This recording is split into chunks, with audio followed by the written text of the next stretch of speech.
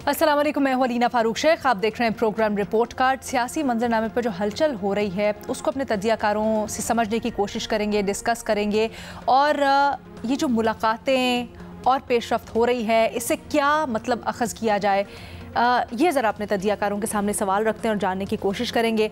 सबसे पहली डेवलपमेंट ये है कि पाकिस्तान तहरीक इंसाफ के वफ़द की कल मौलाना फजलुर रहमान से मुलाकात हुई है। असद कैसर साहब और अली मोहम्मद खान साहब कल मौलाना फजलुर रहमान, जिनसे मुतल्लिक पाकिस्तान तहरीक इंसाफ बड़ी सख्त राय रखती थी, उनसे मुलाकात के लिए गए और बताया जा रहा है कि इस मुलाकात का मकसद ये था कि जो तल्खी इस वक्त सियासी माहौल में है, ख़ासकर PTI को लेकर, उस दौरान बातचीत के लिए कुछ साजगार माहौल बनाया जाए। और साथ ही साथ ये भी बताया जा रहा है कि ये जो मुलाकात हुई है इसको पाकिस्तान तहरीक इंसाफ की सीनियर लीडरशिप का एतमाद भी हासिल था।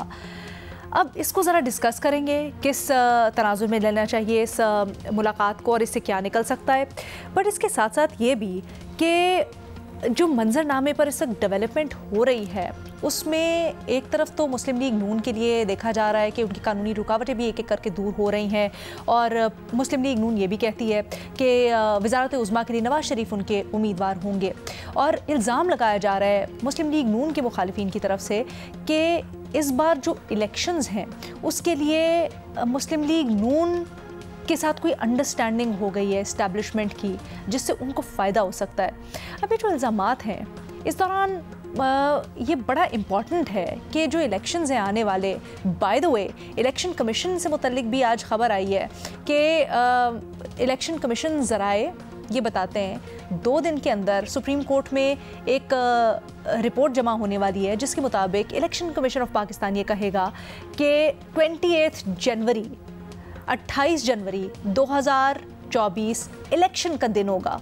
उस दिन मुतवक्के है, ऐन मुमकिन है कि इलेक्शंस करवाए जाएं। सो इसके ऊपर भी ज़रा बात करेंगे। But again coming back to the point कि ये बड़ा ज़रूरी है कि 2024 में ना सिर्फ इलेक्शंस हों बल्कि वो जो इलेक्शंस हैं वो साफ, शफाफ और गैर जानिबदार हों। ऐसे इलेक्शंस जिसके ऊपर कोई भी उंगली ना उठा सके, शक व शुबा ज़ाहिर ना कर सके और ये इल्ज़ामात ना हों कि किसी के हक़ में ये इलेक्शंस टेम्पर किए गए हैं। अब इसके लिए क्या प्री रिक्विजिट्स होने चाहिए, उनमें से एक ये भी तजवीज़ किया जाता है कि तमाम सियासी स्टेक होल्डर्स को, तमाम सियासी जमातों को बैठकर बातचीत करनी चाहिए और जो सियासी अरीना है उसके अंदर किस तरह से आगे चलना है ये सबको रूल्स थोड़े से तय कर लेने चाहिए। इसके लिए इसको ग्रैंड डायलॉग का नाम आप दे दें या मिलकर बातचीत का नाम दे दें और इसी ज़िम्न में जो कोशिशें चल रही हैं। ख्वाजा आसिफ साहब ने कल शाहजेब साहब के शो में एक बड़ी इंटरेस्टिंग बात की। उन्होंने कहा कि इन्हीं सारी मामलात के ऊपर प्लस मईशत प्लस दीगर चीज़ें कि मुल्क को आगे किस तरह चलाना है बातचीत होनी चाहिए,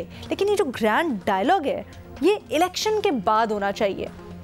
सवाल यहाँ पर यह बनता है कि क्या ये ग्रैंड डायलॉग इलेक्शन के बाद हो या पहले हो। अपने तजियाकारों से यही सवाल हम पूछेंगे और उनके सामने हमने बुनियादी सवाल के तौर पर रखा है। लेकिन शुरू ज़रा करते हैं कि ये जो मुलाकातें हो रही हैं, ख़ासकर पाकिस्तान तहरीक इंसाफ जो अब आगे बढ़ी है और मौलाना साहब की इमामत में उन्होंने न सिर्फ नमाज अदा की बल्कि क्या ये मौलाना साहब की इमामत वो सियासी तौर पर भी कबूल करेंगे और आगे जाके किस हद तक किरदार अदा कर सकते हैं, इसके ऊपर ज़रा बात करते हैं। सबसे पहले हमें ज्वाइन करें इरशाद भट्टी साहब, हमें ज्वाइन कर रहे हैं उमर चीमा साहब और हफीज़ुर रहमान साहब और महमद सरफराज साहिबा भी हमारे साथ स्काइप के थ्रू मौजूद हैं। इरशाद भट्टी साहब, सबसे पहले तो ये बताइएगा, पाकिस्तान तहरीक इंसाफ के 2 सीनियर रहनुमा असद कैसर साहब, अली मोहम्मद खान साहब मौलाना साहब के पास गए, क्या एजेंडा था, क्या कहते हैं वो और क्या कोई डिमांड्स भी थी जो वो सामने रख रहे हैं? मैडम शेख, आपके सवाल के 3 पहलू हैं। क्या डायलॉग होना चाहिए, क्या डायलॉग होगा और तहरीके इंसाफ मौलाना साहब की इमामत में नमाज अदा करती हुई। पहली बात तो ये बताता चलूँ सवाल से पहले कि ख्वाजा आसिफ साहब गालिबन भूल चुके होंगे कि उन्होंने क्या कहा था, और दूसरी बात ये ख्वाजा आसिफ साहब के बस की बात नहीं। तीसरी बात, ना उनकी कोई सुनता है ना उनकी कोई मानता है। इस मुल्क में अगर कुछ सीरियस किस्म का कोई अगर कोई कर सकता है तो वो है आसिफ अली जरदारी, नवाज शरीफ साहब, मौलाना साहब और इमरान खान। ये 4-5 इनके साथ एक आदद और शामिल कर लें, 5-6 लोग हैं। जिस दिन ये किसी बात पे सीरियस हो, इनकी तरफ से कुछ आया तो फिर होगा, वरना ये नीचे वाले सिर्फ कंपनी की मशहूरी है। अब सवाल पे आ जाएं, क्या डायलॉग होना चाहिए? बिल्कुल होना चाहिए। जो नफ़रत है, जो तकसीम है, जो मुल्की हालात हैं, जो अदलिया से पार्लियामेंट तक, इलेक्शन कमीशन से नैब तक, सियासत से इस्टेब्लिशमेंट तक, सब कुछ ही जो बंद गली में है, और जिस तरह ये बदबूदार निज़ाम कदम कदम पे एक्सपोज हो रहा है, सब स्टेक होल्डर्स को मिलकर बैठना होगा, बात करनी होगी, देर किए बिना, टाइम ज़ाया किए बिना, क्योंकि ये किसी एक, अब इस मुल्क के मसाइल किसी एक पार्टी के बस की बात में नहीं है। ठीक है। दूसरा है पहलू, क्या डायलॉग होगा? डायलॉग का मतलब है कि तरीके इंसाफ के साथ डायलॉग, क्योंकि बाकी सब तो इक़्तिदार में भी इकट्ठे रहे, अपोजिशन में भी इकट्ठे रहे, सब राब्ते में भी है, सब डायलॉग भी कर रहे हैं, और अगर आगे कोई मफाद आया, कोई जुगाड़ आया या इक़्तिदार का कोई मामला आया तो फिर इकट्ठे हो सकते हैं। सवाल ये, क्या पीटीआई से डायलॉग होगा? मुझे नहीं लगता, ना इलेक्शन से पहले होगा ना इलेक्शन के बाद होगा। अच्छा। और मौजूदा हालात में और मुस्तकबिल करीब, मतलब अगले 1.5-2 साल में पीटीआई से डायलॉग नामुमकिन है। वो क्योंकि जिस जमात का वजूद ही बर्दाश्त ना किया जा रहा हो, और जिस जमात के बारे में, जिसको सियासी जमात ही ना समझा जा रहा हो, और जिस जमात का नाम लेना, नाम सुनना ही ममनू हो, इसके साथ कौन डायलॉग करेगा? और 9 मई हो चुका, इस्टेब्लिशमेंट की तरफ से ज़ीरो टॉलरेंस है।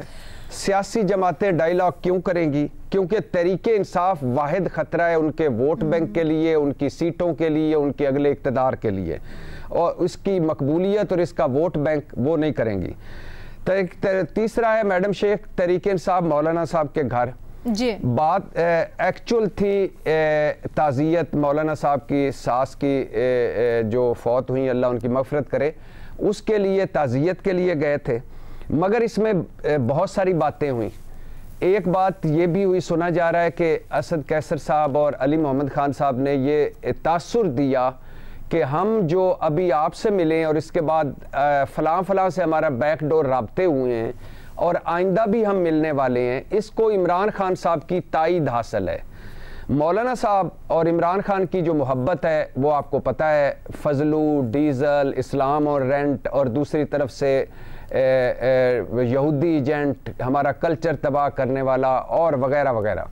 तो मौलाना साहब ने कहा कि मैं किस तरह एतबार कर लूँ, जो बंदा हर चीज़ अपने पे मुकर जाता है। उन्होंने 3 बताए कि जब 3 चांसेस आपको मिले थे, आप इस सिस्टम के ख़िलाफ़, आपने वो 3 चांसेस नहीं लिए, हम बंद गली में आ गए, और अब वो जेल में हैं, अब हम किस तरह उनसे एतबार करें? तो उन्होंने आगे से सुना है, कहा जा रहा है कि आप बातचीत शुरू करें, आगे बढ़ें, हम आपको गारंटी दिला सकते हैं।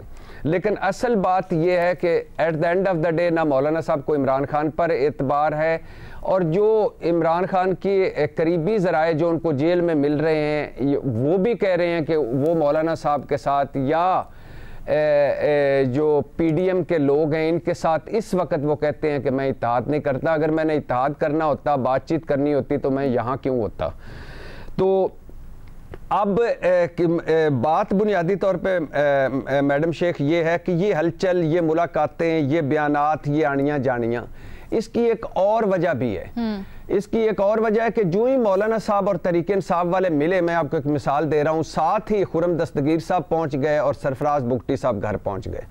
पीपल्स पार्टी वाले हर चौथे दिन अपने मुतालबात बनवाने के लिए हल्का सा तासुर देते हैं कि तरीके इंसाफ के साथ भी बातचीत हो सकती है। मौलाना साहब हल्का सा तासुर देते हैं, ये उन्होंने एक बारगेनिंग चिप रखी हुई है, क्योंकि उनको पता है कि पॉलिटिकल धारे में तरीके इंसाफ को नहीं पसंद किया जाएगा लाना, तो वो हल्का सा एक बारगेनिंग चिप दबाते हैं अपने मुतालबात के लिए, अपने मफादात के लिए, अपने जुगाड़ के लिए। इसके अलावा ना मौलाना साहब संजीदा हैं तरीके इंसाफ के साथ, ना मुस्लिम लीग नून चाहती है, ना पीपल्स पार्टी अंदर से चाहती है। वो एक बयानात देती है और फिर साइड पे हो जाती है, और अपने मफादात, अपने मुतालबात के लिए, क्योंकि पीपल्स पार्टी दुखी है, लेवल प्लेइंग फील्ड नहीं, और उनको तो पता है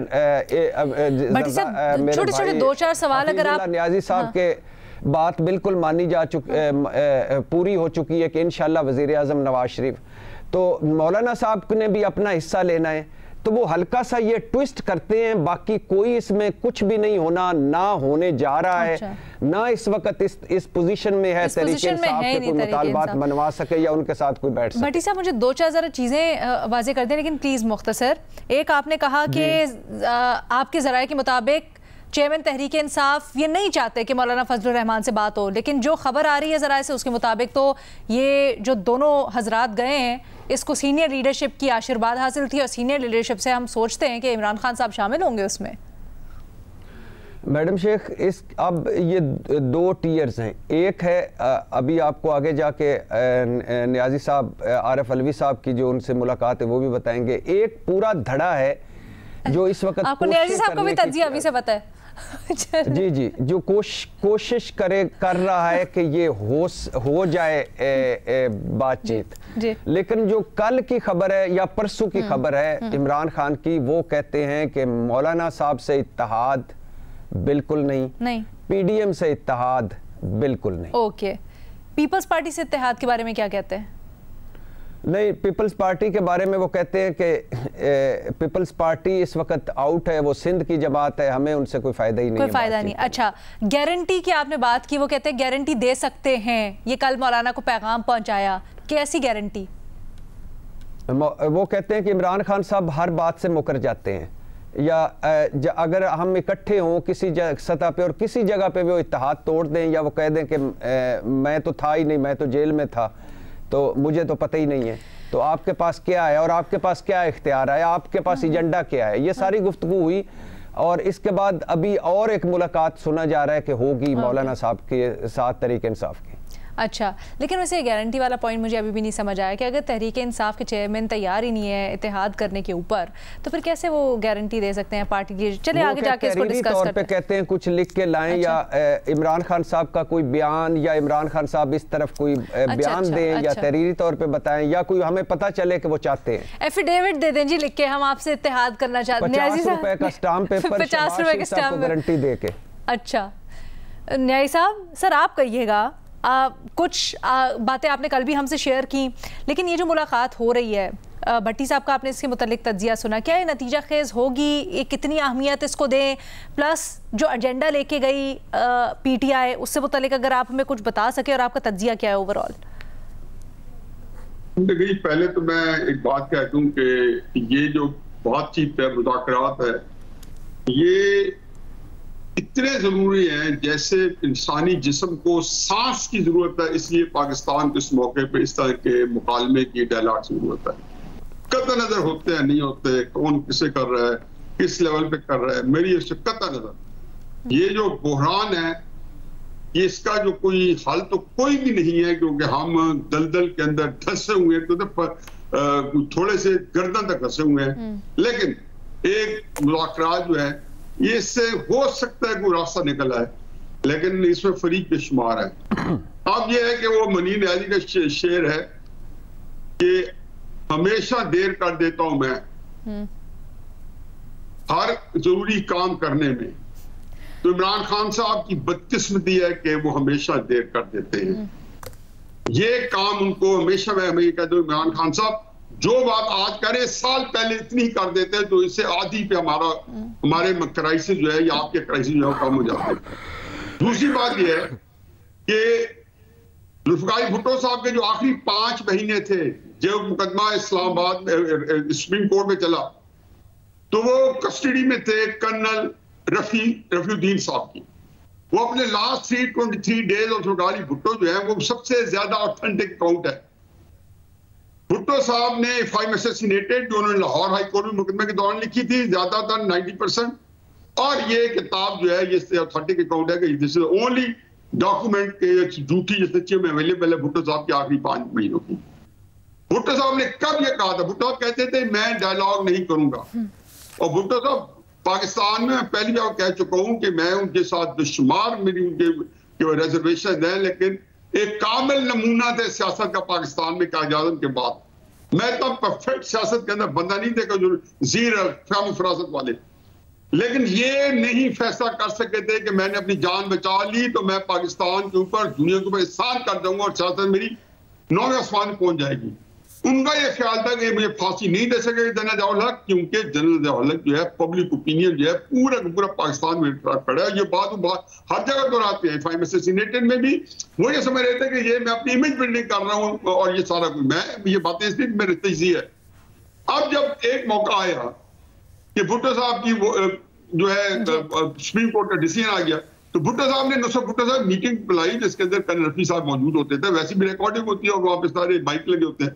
भुट्टो साहब ने नुसरत भुट्टो साहब ने कहा कि मेरा ख्याल है कि तुम जाकर जनरल ज़ियाउल हक से बात करो। ये भी रिकॉर्ड पे और बहुत से जगह पे आ चुके हैं। जब नुसरत भुट्टो गई या कर्नल रफी साहब गए और उन्होंने जाके कहा कि जी अपने सेक्टर कमांडर को कहा या कोर कमांडर को, तो उन्होंने कहा जी सवाल ही पैदा नहीं होता और जनरल ज़ियाउल हक बड़े गुस्से होंगे। उन्होंने कहा जी आप पहुंचा दें जनरल साहब, ये ना कहें ज़ियाउल हक साहब कि हमें बताया नहीं गया। To cut the story short, कोई बंदा तैयार नहीं था। मुझे तकलीफ होगी कि इमरान खान साहब जब मुज़ाकरात के लिए डेस्परेट होंगे तो कोई बंदा तैयार नहीं होगा। ठीक है। बाकी जितना जो कुछ हो रहा है इसके अंदर इमरान खान साहब की एक बड़ी ही टेसिड अप्रूवल होती है। कभी भी ये नहीं होता, कभी आप सुने कि जो नवाज शरीफ साहब मुज़ाकरात कर रहे हैं तो लगता ही है कि नवाज शरीफ साहब इसको बिल्कुल इजाज़त नहीं दे रहे होंगे और नवाज शरीफ साहब इधर जैसे भी होते हैं बाद में हाइंडसाइट में जब चीजें सामने आती है जो पता होता होती है। इसलिए जो बातचीत हो रही है ये हो रही जो है उसके अंदर नवाज इमरान खान साहब की कंसेंट होगी और इसके अंदर मेरी जो डॉक्टर अली साहब से जो मुलाकात हुई है उसके अंदर, क्योंकि मैंने बताया ना बहुत सारी बातें हैं कि जो जाहिर है कि किसी और पैराए में हुई हैं तो और वो टीवी पे करने की नहीं है, लेकिन उस मुलाकात का जो अगर मैं कहूँ कि जो लबे लबाब है उनके अंदर एक डेस्परेशन थी कि जो मुज़ाकरात हो। अच्छा। और मैंने अली साहब कहा, मैंने कहा जी आपको नवाज शरीफ साहब से और जरदारी साहब से मिल लेना चाहिए। मुझे नहीं पता कि हामिद मीर साहब का इंटरव्यू उनको मेरे बाद हुए या उससे पहले हुए, क्योंकि उससे बाद इंटरव्यू अगले रात को आया। अच्छा, ये दिलचस्प होगा कि अलवी साहब का किरदार इसके अंदर क्या हो जी कहीं किरदार होगा और इसके अलावा कोई किरदार है नहीं इस साइज का। दिस इज वेरी इंपॉर्टेंट न्याई साहब। अगर आप मुझे एक ब्रेक की इजाजत दें, एक छोटी सी ब्रेक के बाद वापस आते हैं।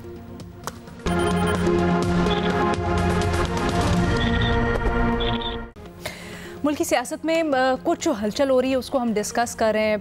पाकिस्तान तहरीक इंसाफ के वक्त की मौलाना फजलुर रहमान से मुलाकात हुई है और इसके साथ साथ ख्वाजा आसिफ साहब ने इजहार ख्याल करते हुए कहा है कि एक डायलॉग होना चाहिए, लेकिन ये जो डायलॉग है इलेक्शंस के बाद होना चाहिए।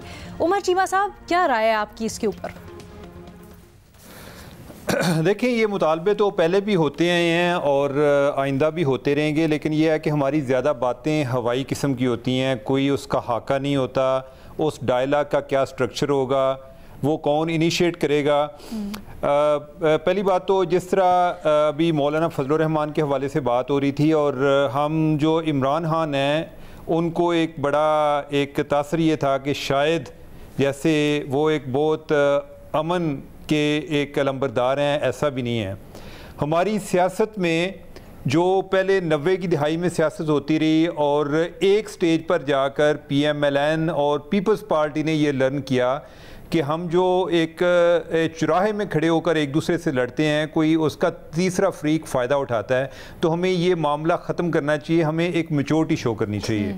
आप PMLN और पीपल्स पार्टी से बहुत सारी चीज़ों से इख्तलाफ कर सकते हैं, लेकिन ये उनका बड़ा एक मैच्योर स्टेप था कि जो एक चार्टर ऑफ डेमोक्रेसी की शक्ल में सामने आया। उसमें बाकी जमातें भी थी, उसमें इमरान खान भी थे जो सिग्नेटरी थे, ठीक है, लेकिन जो इनिशिएटिव था वो इन दो बड़ी पार्टियों का था। उसके बाद ये हुआ कि एक बच्चे की शक्ल में इमरान खान जो है वो सियासत में आए। उन्होंने कहा कि ये जो नए सिरे से मैंने चीज़ें सीखनी है और ये लान तान गाली गलोच ये सियासत को उन्होंने दोबारा से सियासत में चीज़ों को मुतारफ़ कराया।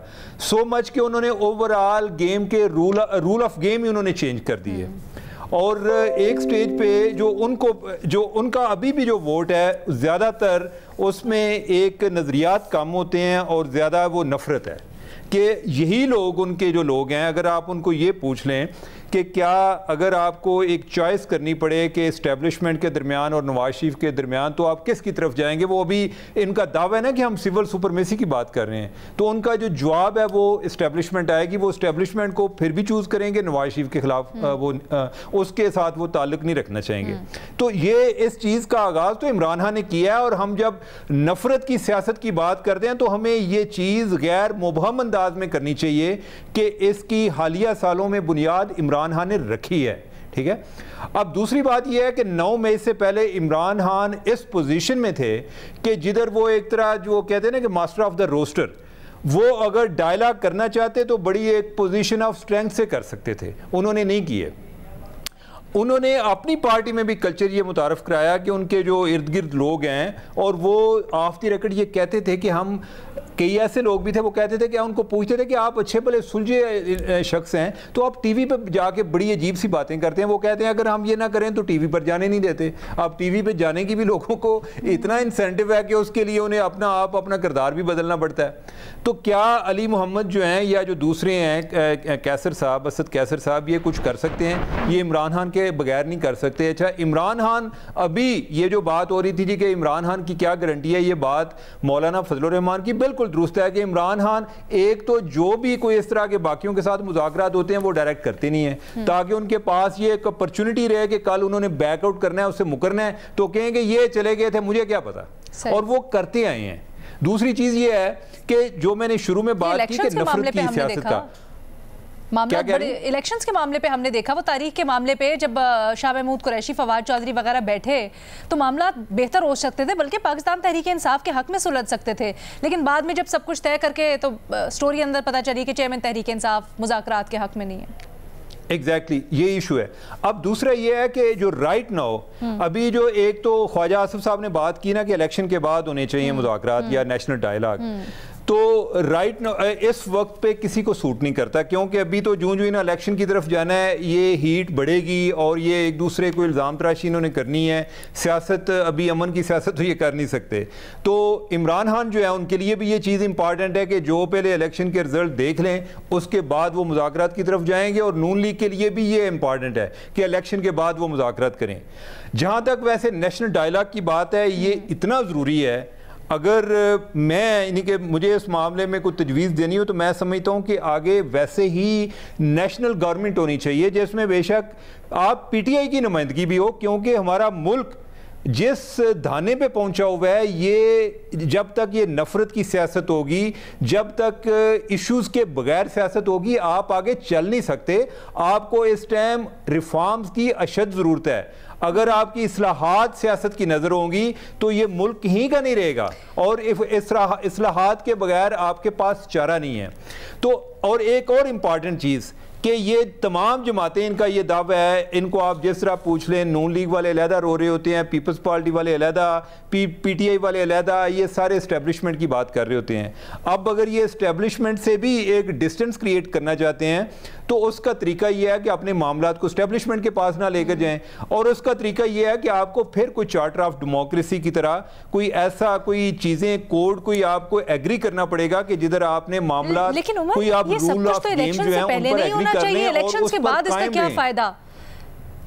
क्या कह रही हैं? ये सब तो इलेक्शन से पहले नहीं होना चाहिए, इलेक्शन के बाद फिर इसका क्या फायदा? जब रिजल्ट आ गया, उसके ऊपर शक व शुबहात आ गए, अभी से इल्जाम लग रहे हैं, तो फिर मेरा ख्याल है कि जो भी इलेक्शन होगा ना उसका शुकूक व शुबहात और ये इतराज़ात होने ही होने हैं। दूसरी चीज़ ये है कि अगर आप नेशनल डायलॉग की तरफ जाएंगे तो फिर साथ ये भी मुतालबा होगा कि इलेक्शन थोड़े से आगे कर लें। अभी हम नवंबर में दाखिल होने वाले हैं, नवंबर, दिसंबर और जनवरी में इलेक्शन है, तो क्या ये इलेक्शन कैंपेन चलाएंगे, उधर जाके इन्होंने अपने अपने प्रोग्राम देने हैं, या कि उधर एक सुलह का पैगाम होगा, वो मुझे नजर नहीं आता। ये मुतालबा क्यों होगा साथ ही इलेक्शंस आगे कर ले? क्योंकि टाइम अब कम है ना। अभी तो ये इलेक्शन में जाएंगे या कि आपस में मुज़ाकरात करेंगे, ये चीजें हैं कि जो टाइम टेकिंग है। इलेक्शन के फौरन बाद भी ये नहीं होगा कि एक मीटिंग होनी है और उसके बाद चीजें तय हो जानी है। उसमें कुछ महीने आपको लगेंगे, कोई चीजों पे आपको तय करना पड़ेगा, और जो डायलॉग है उसको एक स्ट्रक्चर फॉर्म में लाना पड़ेगा। आपको चीजें तय करनी होगी, क्लैरिटी होनी चाहिए कि हमने सिविल मिलिट्री रिलेशन पे हमारी क्या पॉलिसी होनी है, हमने इकोनॉमी के हवाले से क्या करना है, हमारा जो एक दूसरे के बारे में जुबान है वो किस तरह तरह की होनी चाहिए, हमारा लोकल बॉडीज के हवाले से ओवरऑल क्या करना चाहिए। तो ये नहीं होगा जी के बाद छोड़ें जी कि वो पुरानी बातें रह गई जी, अब हमने आइंदा इस तरह नहीं करना। आप जब तक आगे बढ़ने के लिए तो एक एग्रीमेंट बनाना होगा, लेकिन इलेक्शंस के बाद ये ज्यादा मौजू होगा। मैमल, आप इत्तेफाक करती हैं? देखिए लीना, हमने तो इस प्रोग्राम पर 20 बार ये बात की है कि ग्रैंड डायलॉग होना चाहिए। सारी पॉलिटिकल पार्टीज, जो पॉलिटिकल स्टेक होल्डर्स हैं, सिविलियंस हैं, जब तक वो आपस में नहीं बैठेंगे तो फिर मामला जो है वो कहीं के कहीं निकल जाएंगे। ये वार्निंग्स आपको पता है पिछले साल का, उससे पहले से हम तो यहाँ पर दे रहे थे और उस पर फिर मजाक भी उड़ाया जाता था। चार्टर ऑफ डेमोक्रेसी का भी इसी प्रोग्राम में कुछ लोग मजाक भी उड़ाते थे कि क्या फायदा और इमरान खान सही कर रहा है, नहीं बैठना चाहिए इनके साथ। क्योंकि खान साहब तो यही कहते थे ना कि चोरों लुटेरों के साथ क्या बैठना, वो दहशतगर्दों के साथ बैठने को तैयार थे, नेशनलिस्ट के साथ बैठने को तैयार थे। वो जिस बंद गली में सियासत आ गई कि आज हम, बहुत अच्छी बात है, बिल्कुल ग्रैंड डायलॉग होना चाहिए, बिल्कुल सब लोग सही बात कर रहे हैं, इसके बगैर पाकिस्तान क्राइसिस से नहीं निकल सकता, लेकिन एक रियलिस्टिक बात भी करें। आप मुझे बताएं, क्या आज स्पेस है सबको शामिल करने की? क्या आज इस वक्त कोई पॉलिटिकल स्टेक होल्डर्स के पास ये स्पेस है, उनके पास ये अथॉरिटी है कि वो आज कहें कि हमने ग्रैंड डायलॉग करना है और हमने सबको शामिल करना है, बशमूल पीटीआई के, बशमूल इमरान खान के? आप मुझे बताएं, ये स्पेस उनके पास इस वक्त रह गई है? ये अथॉरिटी उनके पास है ही नहीं।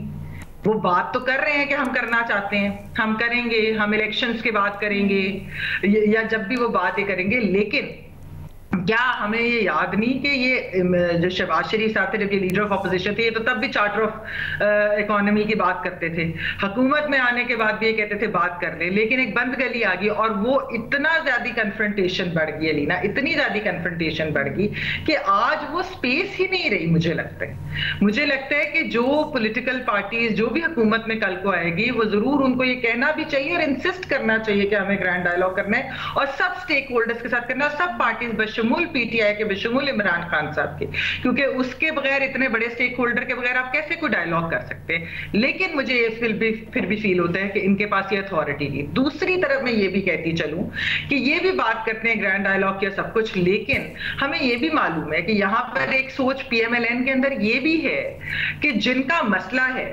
जो लेकर आए थे, जो जिस तरीके से लेकर आए थे और फिर जिनसे लड़ाई हुई, अब वही अपना स्कोर सेटल करें। हम बदला नहीं लेंगे, वो खुद ही रिजॉल्व कर ले इस इशू को, खुद ही स्कोर सेटल कर ले। तो एक तरफ वो थोड़ी सी वो भी चीज है, यानी एक तरफ तो रिकंसिलिएशन और इसकी बातें करते हैं, लेकिन दूसरी तरफ वो ये माफी खुद देने को भी तैयार नहीं, क्योंकि वो कह रहे हैं लड़ाई कहीं और हुई है, जो लेकर आए थे उन्हीं के साथ ये मसला करें। तो ये भी चीज है। तो मेरे ख्याल में ये भी हमें रियलाइज करना चाहिए कि बातें तो बहुत अच्छी कर रहे हैं ख्वाजा आसिफ साहब, बिल्कुल ग्रैंड डायलॉग की बात, आपको पता है शाहिद खान अब्बासी साहब भी कहते रहे, ट्रुथ एंड रिकंसिलिएशन की भी बात करते रहे, ओवरऑल भी पॉलिटिकल पार्टीज, मतलब बिलावल भुट्टो साहब कहते रहे हैं। क्या इस डायलॉग की जरूरत इलेक्शन से पहले या बेहतर होगा कि इलेक्शंस के बाद? देखिए लीना, मैं आपको एक चीज बताती चलूं, यहाँ पर मौलाना फजलुर रहमान वाली मुलाकात की बात हुई। मेरी अपनी इतलात के मुताबिक इमरान खान साहब के जेल जाने से पहले खान साहब ने 2 दफा तो कम से कम उनको पैगामात भिजवाए थे मौलाना को, लेकिन उस वक्त जो है वो मौलाना साहब जो है वो नहीं माने थे, क्योंकि उनका भी यही कहना था कि क्योंकि हम लोग इतने आगे बढ़ चुके हैं इस सियासत के अंदर, और खासतौर पर पीटीआई की तरफ से जिस किस्म के हमले और ओवरऑल ये चीजें जिस तरह की हुई हैं, कि अब अगर हम करेंगे तो वो हमारे वोटर सपोर्टर्स किस तरीके से उस चीज को एक्सेप्ट करेंगे। तो ये चीज तो उस वक्त भी हुई थी, लेकिन वो क्योंकि उस एंड पे मेरे ख्याल में शायद अपने जेल जाने से पहले खान साहब को भी एक चीज ये रियलाइज होगी थी कि बिल्कुल एक बंद गली में हम चले गए हैं और हम एक ऐसी जगह पर आ गए हैं कि जहां पर एक्चुअली अगर पॉलिटिकल फोर्सेस इकट्ठी ना हुई तो फिर उसका फायदा जो है कोई और फरीक ही लेगा। लेकिन मेरे ख्याल में उसके अंदर भी क्योंकि इतनी ज्यादा बैड ब्लड हो चुका था कि उधर से शायद फिर बाकी पॉलिटिकल पार्टीज ने भी उस वक्त, क्योंकि इलेक्शन की डेट्स आपके सामने, इलेक्शन की डेट्स पे खान साहब ने माने और बड़ी चीजें, तो ये थोड़ा सा बताइएगा, जेल जाने से पहले क्यों मौलाना से राब्ता किया था खान साहब ने और क्या चाहते थे? मतलब यही पैगाम था कि देखिए हम लोग जिस तरफ जा रहे हैं, आपको पता है कि सियासत को नुकसान होगा, सबकी सियासत को नुकसान होगा।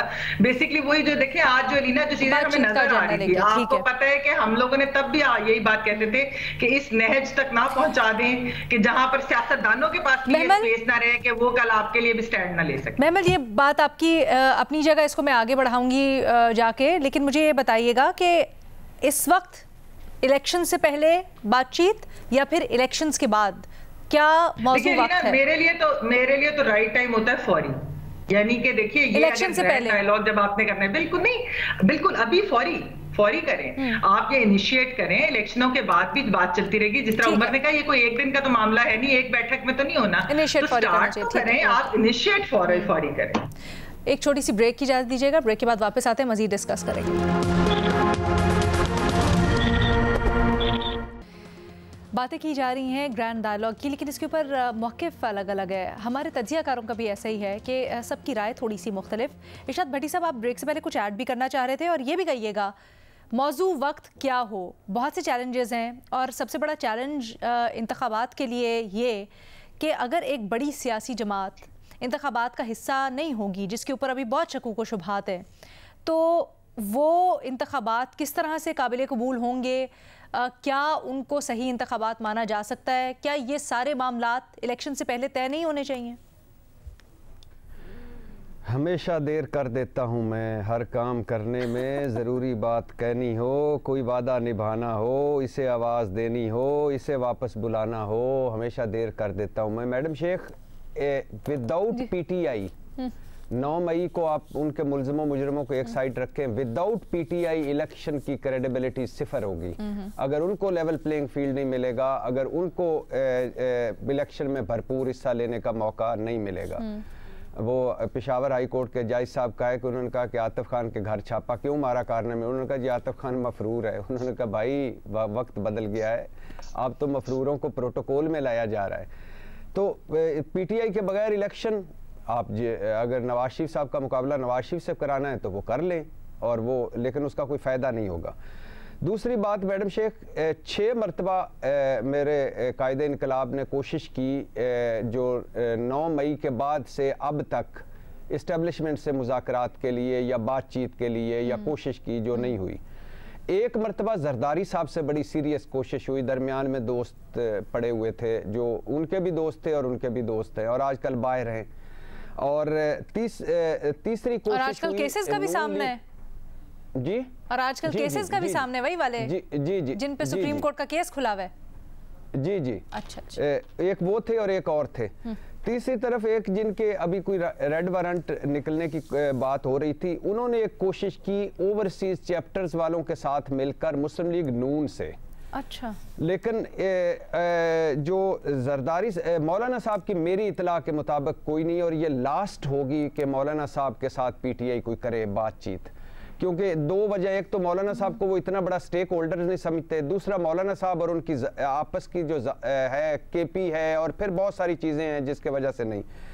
तो जरदारी साहब के हवाले से इमरान खान साहब ऑन बोर्ड थे, और वो चाहते थे। पीटीआई इस्टेब्लिशमेंट के हवाले से इमरान खान साहब की आज भी ख्वाहिश है, इसके अलावा बाकी उन्होंने कभी नहीं किया। और दूसरी बात ये है कि डायलॉग, मैं न्याई साहब के साथ मुत्तफिक हूँ, मैमल के साथ, सारों के साथ, कि अभी होने चाहिए, लेकिन डायलॉग करके कोई इलेक्शन में जाएगा तो क्या बेचेगा? सारों की सियासत इस वक्त तकरीबन बंद गली में। इलेक्शन के बाद कोई डायलॉग क्यों करेगा, और डायलॉग क्यों करेगा कोई पीटीआई के साथ? इस वक्त पेशावर जिस दिन लॉन्ग मार्च हुआ था, वो पहली बार थी जब इमरान खान जीत चुके थे, लेकिन लॉन्ग मार्च चला और फिर बाद में वक्त ने साबित किया वो बात बिगड़ गई। इलेक्शन की तारीख पर जैसे आपने अभी जिक्र किया कि 99 पॉइंट सिर्फ 15 दिन या 1 महीने का रह गया था, कि वो 1 महीना आगे, ये 1 महीना पीछे, वो भी रह गया। फिर दोनों सूबाई असम्बलियां जब टूटी तो लाहौर में मुलाकातें हुई 4, उस टूटने से 3 दिन पहले तक सारा कुछ इमरान खान साहब के हाथ में था, लेकिन वो भी खैर नहीं हुआ। तो अब क्या सूरत हाल ये है मैडम शेख कि कोई भी नहीं चाहता, जिस दिन ये अभी हमें कहते हैं शहबाज शरीफ साहब ने मिसाके मईशत की बात की, तो अगला भूल जाते हैं या हम बताना नहीं चाहते। मरियम साहबा ने अगले दिन जो बाख्तियार है मुस्लिम लीग चलाती हैं या जिनके पास मुस्लिम लीग का, उन्होंने इसे मजाक मईशत कह दिया था। तो जो मुस्लिम लीग नून में डोमिनेंट लोग हैं वो बिल्कुल इलेक्शन नहीं, और इस वक्त तो वो बिल्कुल क्यों चाहेंगे, सारा कुछ उनकी मुट्ठी में है। वजीर आजम नवाज शरीफ इस वक्त भी हैं और आगे भी बन जाएंगे, अभी भी प्रोटोकॉल एंजॉय कर रहे हैं। बाद में पीपल्स पार्टी, यस, पीपल्स पार्टी का अगर मुझे ये समझ नहीं आ रही कि वो अपने मफादात के लिए कुछ ये फेंकती है या वो इसमें बिलीव करती है। मौलाना साहब और तहरीक इंसाफ में मुझे नहीं लगता कभी भी कुछ हो पाएगा, क्योंकि इतनी दूरियां हैं। इस्टेब्लिशमेंट कोई चांस देगी तहरीक इंसाफ को? बिल्कुल भी नहीं। अच्छा, आप ये भी थोड़ा सा कंफ्यूज कर देते हैं फिर ना। पहले आप कहते हैं कि जो 9 मई के मुल्जिमान हैं उनके साथ बात की गुंजाइश ही नहीं होनी चाहिए, उनको सज़ा मिलनी चाहिए, लेकिन फिर आप ये भी कहते हैं कि पाकिस्तान तहरीक इंसाफ के बगैर इलेक्शन भी काबिल कबूल नहीं होगा।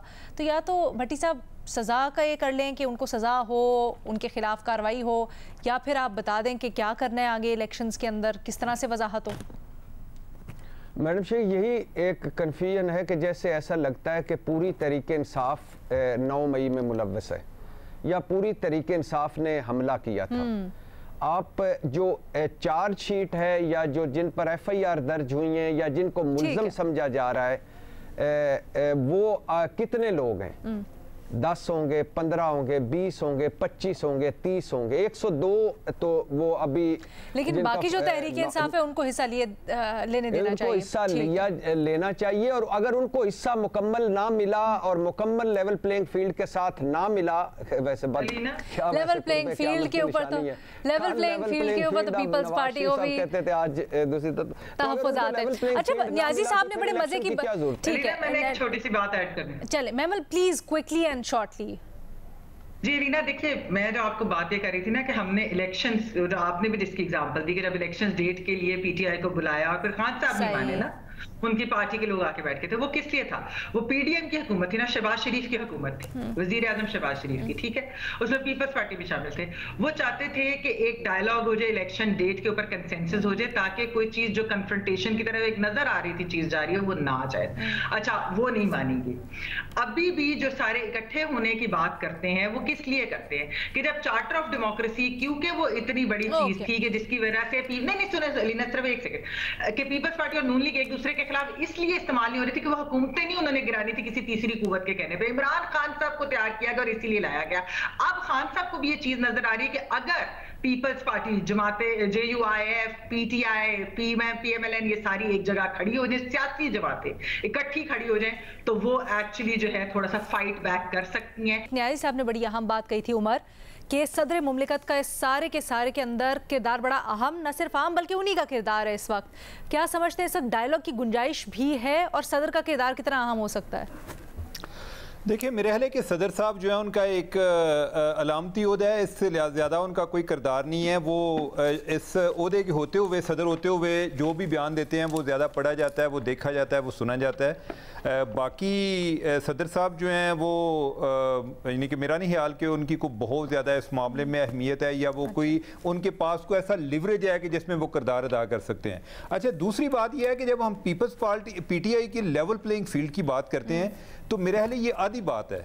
हमें पूरी बात करनी चाहिए कि क्या 2018 में लेवल प्लेइंग फील्ड था? 2018 में भी नहीं था। अगर 2018 में नहीं था, 2024 के बारे में भी हमारी यही राय है कि नहीं होगी, तो मेरा ख्याल है कि आगे 2019 में भी शायद 29 में भी इसी तरह के इलेक्शन हो। तो बेहतर तरीका है कि हम जो इसकी वजूहात तलाश करें कि हम क्यों बार बार जो है ये दायरे के सफ़र में फंस जाते हैं, हम इससे निकल कैसे सकते हैं। तो हमें उस पर एक संजीदा एक डायलॉग की ज़रूरत है, उसके बगैर और हमें सबकी बात करनी चाहिए। जिसने जो अपना किरदार अदा किया उनको इस पर माफ़ी मांगनी चाहिए। एटलीस्ट माफ़ी अगर नहीं भी मानते तो उसका एतराफ़ ज़रूर करना चाहिए। उमर, और आपकी अभी की वजाहत या अभी की राय के मुताबिक तो फिर इलेक्शन से पहले डायलॉग होना चाहिए ना? नहीं अलीना, ये मुतालबा हम कर सकते हैं, लेकिन मुझे ये प्रैक्टिकल मुतालबा नज़र नहीं आता कि अभी इलेक्शन से पहले हो जाएगा। इलेक्शन से पहले सब ने जाके अपने कारकुन जो है उनका खून जो है उसको गरमाना है, उनको बताना है कि असल में हम ही हैं कि जो इस मुल्क को। नहीं, लेकिन अगर प्रैक्टिकल नहीं हो सकता तो फिर उसका फायदा क्या? 2018 वाले इलेक्शन जो थे उसके बाद क्या वो इलेक्शन कल अदम हो गए कि लोगों ने शुकूक शुबात किए थे? ये इस दफ़ा भी उन्हें ये तो कोई खबर ही नहीं है। अगर शुकूक-ओ-शुबहात नहीं होंगे तो फिर खबर होगी। ये बात होनी है, हर सूरत में होनी है, लेकिन इनका इंसेंटिव इसमें भी बरकरार है कि अगर ये इलेक्शन के बाद भी अगर ये डायलॉग करते हैं और इनके लिए इंपॉर्टेंट है, अगर ये एस्टेब्लिशमेंट से वाकई छुटकारा चाहते हैं तो इनको आपस में कोई रूल्स ऑफ गेम तय करना पड़ेंगे। अगर वो नहीं करेंगे तो खतरात इनको बाद में भी बरकरार रहेंगे, और वो सिर्फ इनकी जात या पार्टियों के लिए नहीं, वो मुल्क के लिए भी बरकरार हैं कि ये अगर आपस में लड़ाई में फंसे रहेंगे तो मुल्क इकोनॉमिकली बिल्कुल तबाह हो जाएगा। ठीक है न्यायी साहब, क्योंकि हमारे जो तज्जियाकारों ने और आपने भी कहीं ना कहीं इस राय का इजहार किया और फिर उसके ऊपर आके एक ही जगह पे बात अटक जाती है। चेयरमैन तहरीक इंसाफ और उनका गुज़श्ता रवैया, कहते हैं जेल के अंदर वो बैठ के, हमने उनकी ट्वीट भी देखी, बड़ा सोच रहे हैं, समझ रहे हैं चीज़ों को। क्या आपको लगता है कि माजी की गलतियों से कहाँ पर सियासी तौर पर उनका रवैया गलत था, उससे वो सीख पाएंगे और आगे इस सिलसिले में कुछ बदला हुआ रवैया उनका हो सकता है? होना तो चाहिए, लेकिन जी पहली बात तो यह है कि हम जितने ह्यूमन बीइंग है ना, हमें अल्लाह ताला ने सबको एक महदूद कैपेसिटी के साथ पैदा किया हुआ है, लेकिन जो है वो है। मैं जेल में चला जाऊंगा तो मैं ज़हीन फतीन नहीं हो जाऊंगा, ये मैं बिल्कुल ही गबी नहीं हो जाऊंगा। ये पहले 2-3 बातों क्लैरिफिकेशन हो जाए कि भट्टी साहब ने फरमाया है कि जी जब उन्होंने मिसाक मईशत पेश किया है तो अगले दिन मरीम नवाज साहबा ने उसको मिजाक की जमहूरियत कहा। इस हद तक तो दुरुस्त है कि मैं कहा, लेकिन जिस दिन वो ये कह रहे थे उस दिन मरीम जेल में थी। ये बात मरीम ने 2.25 साल बाद कही थी। पहली बात ये दुरुस्त है क्योंकि थोड़ा सा ऑप्टिक्स चेंज हो जाते हैं, मतलब वो खास बात नहीं है, बिल्कुल सही कहा कि उन्होंने कहा था मिजाक जो है जमहूरियत। अच्छा, दूसरी बात यह है कि ये जो मुज़ाकरात हैं ये इमरान खान साहब के लिए बहुत ही जरूरी है, बाकी पार्टियों के लिए इतने जरूरी नहीं है। बाकी पार्टियों के लिए क्या एंगल होगा ज्यादा मैं सोच सकता हूँ, ये मेरा अपना जाती तजज़िया है, ये होगा कि जी इलेक्शन तक इसको जो है एंगेज रखो ताकि जो हल्की सी स्टिंग निकल जाए। अब मौलाना के साथ मुलाकात करने से तहरीक इंसाफ के 2 बंदों की जो लीडरशिप बची हुई है, ये उनमें नुमाया टॉप के लीडर्स कह ले, तो या तो पार्टी छोड़ गए हैं या भागे फिर रहे हैं, लेकिन ये समझें कि ये टॉप लीडरशिप है। अब इमरान खान साहब जो है कोई अपना जानशीन नहीं मुकर्रर कर गए, कोई ऐसा बंदा नहीं कर गए, तो वहां पे तो अब ये तयन करना कि जी कौन कितना है वो कितना नहीं होगा। लेकिन इसमें 2 राय नहीं है कि ये जितने लीडर्स हैं इमरान खान साहब को इत्तेमाद में लिए बगैर, जो उनकी तरफ से इशारा हुए बगैर ये मूव नहीं करेंगे, ना इनका कोई इंटरेस्ट है ना मफादात है। असद कैसर को मैं जानता हूँ, मौलाना फजल रहमान से उनके जाती ताल्लुकात है, पुरानी ताल्लुकात है, अली जो है उनका भी है, हो सकता है अली मोहम्मद का, उनका भी ये है कि उनका भी एक ताल्लुक है, फिर ज़ाहिर केपी के हवाले से भी ताल्लुक है, जुबानें भी एक है, वो बात कर सकते हैं, कम्युनिकेट कर सकते हैं जुबानों में। लेकिन एक बात मैं ज़हन में बता दें कि जो इलेक्शन है इसके ऊपर कोई सियासी जमात जो पाकिस्तान की 3-4-5 जिनकी स्टेक्स हैं 4-5-10 सीट से लेके और 50-100 सीट तक बिल्कुल यकसू है। कोई सियासी जमात हारने जीतने से बाला तारों का ये समझे कि ये उनके जिंदा रहने की एक सूरत हाल है। जब जरदारी और नवाज शरीफ दुबई में अचानक बड़ी मिस्टीरियस मीटिंग हुई थी जिसके पीपल्स पार्टी वाले 4-5 दिन डिनाई करते रहे थे, आप ही को पूरा मैंने कहा था कि ये 2 बातों पर होगा, एक निगरान सेटअप पे और इलेक्शन की तारीख पे। और ये क्यों हुआ उसके बाद क्या हवा ने शो किया कि इलेक्शन मुलतवी होने जा रहे थे, जिसका उन्होंने सौंप करा दिया था। हमारे जो आजकल जो बनाने एस्टेब्लिशमेंट उन्होंने सौंप करा दिया, ये भागे गया और इतने ये नर्वस से या जिस तरीके से पहुंचे और जिस तरीके से भाने करके गए, मैं उम्रा करने जा रहा हूं और मैं जो मुझे सर वो वैसे सुप्रीम कोर्ट पे कहा जा रहा है कि जो जवाब जमा कराएगी इलेक्शन कमीशन कहेगी 28 जनवरी को इलेक्शंस हम करवा सकते हैं, तो वो करवा देंगे, उन्होंने करवा देंगे इस वक्त नहीं। देखो 2 बातें अलग अलग जी जी, ये तो हो ही नहीं सकता कि इलेक्शन मुझे डेट ना दे। वो तो सुप्रीम कोर्ट ने तो वैसे मांग लेनी है, अब तो उनके लिए मैंडेट को डेट देते ना भी देते डेट। लेकिन आया जब आप जनवरी में पहुंचेंगे, फर्ज किया कि 28 जनवरी को इलेक्शन हो जाते हैं, तो यकम 2 जनवरी के बाद ये इलेक्शन मुलतवी ना कराना तो मुश्किल है। इसमें कौन सी बड़ी बात है? जौलत साहब नहीं 9 दिन का कह के शेड्यूल दे के लड़वा के और फिर उसके बाद 7 साल बाद करवाए थे। ये देखिए जो सिचुएशन, मैं सिर्फ एक फिक्रा में इसको फाइंड अप कर दूं, मेरा ख्याल टाइम नहीं है, कि ये जहां पे जो सूरत हाल है इसके अंदर बड़े केयरफुली फूक कदम रखने हैं, क्योंकि निजाम जो है वो प्रेशर में है जी। ये निजाम जो, और उसमें खुदा गवाह है कि मैं जेन्युइनली समझता हूं, मैं जानता नहीं हूं, मेरी वो अंदर उनकी पहुंच नहीं है, लेकिन एस्टेब्लिशमेंट दिलो जान से, दिल जमई से, सिंसियरिटी के साथ लेकर कराना चाहती है, लेकिन जनवरी के अंदर हालात अगर पलटा खाएं और कोई ऐसा वाकया हो जाए या सूरत ऐसी गंभीर हो जाए, इमरान खान साहब के मामला जो है वो, क्योंकि वो पब्लिक सपोर्ट उसके पास है, तो इस सूरत में मेरा ख्याल है कि दुआ करें कि इलेक्शन हो, क्योंकि पाकिस्तान की बका का मामला है। आईने पाकिस्तान जो है उसके लिए हमें खड़ा होना पड़ेगा। लोगों को नहीं पता कि इस मुल्क को एक कच्चे धागे ने बांध रखा है। ठीक है सर, मैंने आपकी राय सुन ली। आज के प्रोग्राम से इतना, इजाजत दें, अल्लाह हाफिज।